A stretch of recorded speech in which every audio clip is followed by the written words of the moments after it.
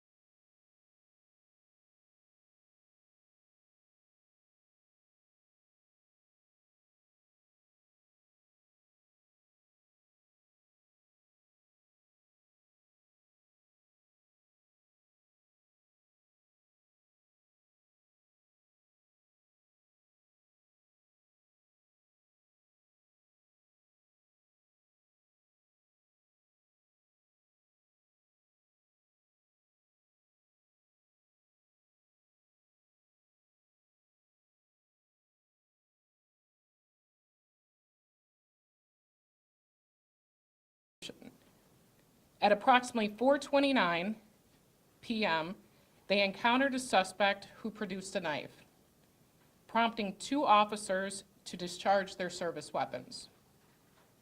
Both involved officers are employed by the Medina County Sheriff's Department.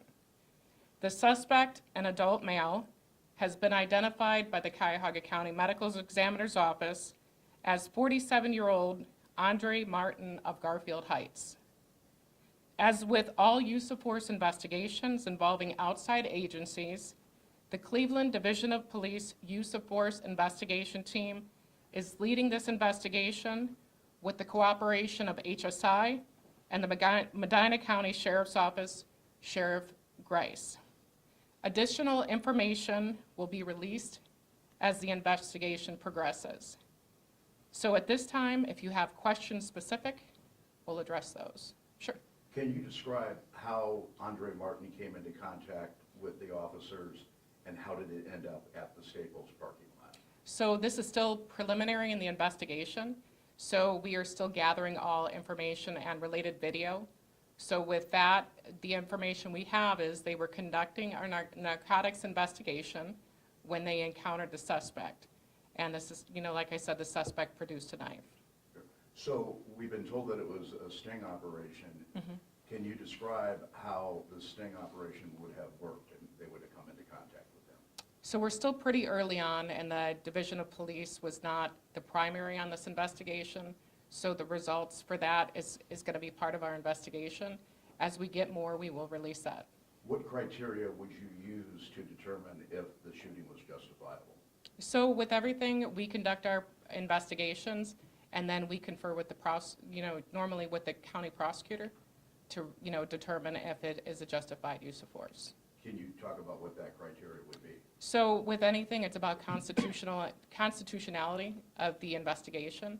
And what they do is we present all the information, we gather the facts, the statements, and the video, and our investigators will then take that information and they will take it to the prosecutor's office.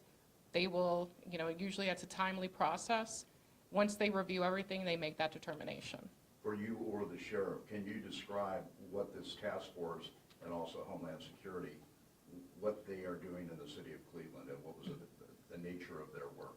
So I'm not going to talk about their nature of the work, but I can tell you that Cleveland also is a part of several task force operations with, at the state, federal, and local. And what we do is we partner with our federal law enforcement agencies to conduct higher level investigations. And even with our investigations, sometimes that takes us outside of the city boundaries. So I'm sure with this investigation, it's similar. Do the officers involved in the task force and Homeland Security Investigations, do they have to notify Cleveland Police that they're within the city limits and what the nature of their work is going to be? So I'm not sure at this time if any notifications were made to the city. Are you identifying the deputies and their backgrounds? No. No. What can you tell us about Andre Martin?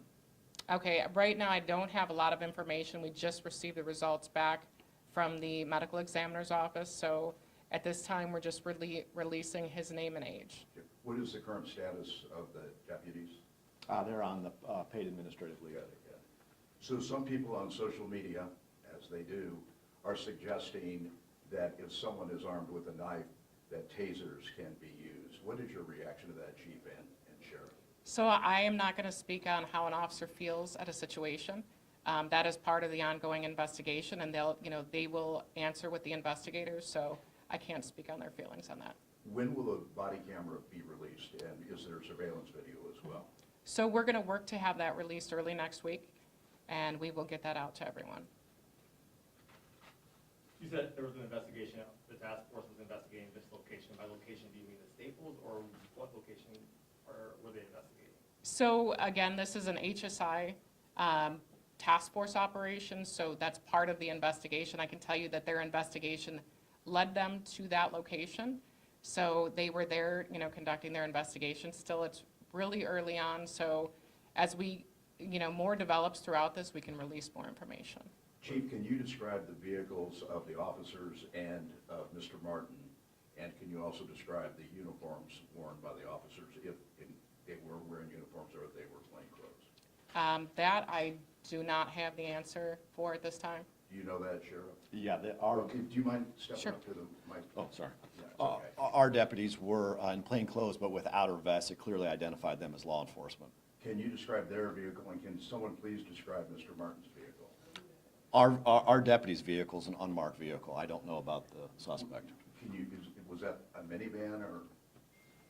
I won't get into what their undercover cars are. Well, there were two vehicles there, that's why we're trying to discern. Sure. We did have two separate vehicles there. Okay. Do you know what Mr. Martin was driving? At this time, I do not have that So answer. there was a Jeep there? I don't have the answer Okay. to that. Do you know how many shots were fired? This time, that's part of the investigation, so we're not going to share that information at this time. Can you describe the knife and where it was found at the scene? Again, this is still early on in the investigation, so as things progress, we will share that information. Were there any Cleveland police officers there at the time of the shooting? From what I understand, we had officers who were in that area that were not an active part of the investigation, but that were, on the scene when it occurred. So, Chief, in terms of Homeland Security being involved in an investigation within the city and then an organized crime task force within the city, can you describe the scope of investigations that they would have that would be outside of what Cleveland Police would normally do? So as you know, with any investigation, and I'm not going to speak specific to this one, we have small scale and we have large scale. So, a lot of what our frontline officers do are the small scale investigations about drug activity.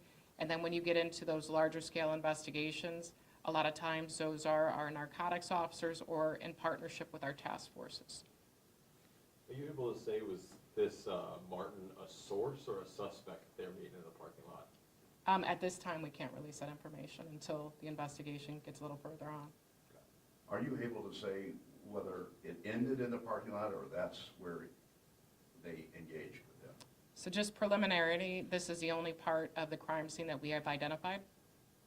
So do we know if they followed him in there or they were meeting him there, or? Again, this is still early on in the investigation, so at this time, we're not going to release any additional information. Sure, can you talk about the Task impact? force here. Go ahead. What's Can you that? speak to the purpose of this task force that you all have initiated within Ohio? So each task force is a little independent in operations. A lot of it is about large-scale drug operations. So I don't know specifically what they were working on in this investigation, but a lot of our task forces are related to, large-scale drug trafficking. Sheriff, can you talk about the decision to be involved in the organized crime task force and the nature of the work that your deputies do? This task force has been at least 2 years, at least maybe longer, and it's, again, as the chief said, it is about bulk narcotics. So it's focused on Cuyahoga County and Medina County. So we're a partner in that, and that's why we're up here. So one of the things that folks were talking about yesterday is the fact that Homeland Security is involved, that perhaps it has something to do with trying to stem the tide of fentanyl being trafficked. Can you comment on that? Again, it's something, the details of the investigation, we're not going to release as far as what they were investigating for this in particular matter. But our goal in policing and in these task force operations is to get that, to fentanyl, all of those drugs off the street. And sometimes, our investigations lead us to bigger organized crime that we're looking at. And again, the whole purpose of all of this is in partnerships to make the community safer. You got a couple more questions. When it comes to deadly forces with this task force, what is the policy as it relates?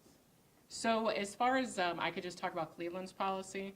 So any deadly force incident involving an outside agency is investigated by our force investigation team. So this is, the practice of this and all other investigations. So we will be the primary investigators for this use of force investigation. Sheriff, can you talk about the impact this had? I saw several of your deputies there that seemed to be very upset. Can you talk about the impact on your folks that were involved? Well, it's not just specific to our deputies, because I think it's universal across the board for any law enforcement officer. No one ever wants to be put in this position. No one wants to do this, and it's such a small number. And I think a lot of times people think this is a regular occurrence, and it's not, thankfully. And thankfully, our officers and deputies were safe. That's very critical to us, for sure. Another part is that that's a very busy area. A lot of people shop. There's a lot of foot traffic and vehicular traffic. Can you talk about the fact that nobody else was hurt, even though there was gunfire? Yeah, so there was no one else was injured as a result of this incident that occurred yesterday, and it had very minimal impact on the community or the operations of the people who live in the area and the businesses that were operating. Last question? Good. All right. Thank you so much. All right, thank everyone. you. Appreciate it. Thanks. Take care.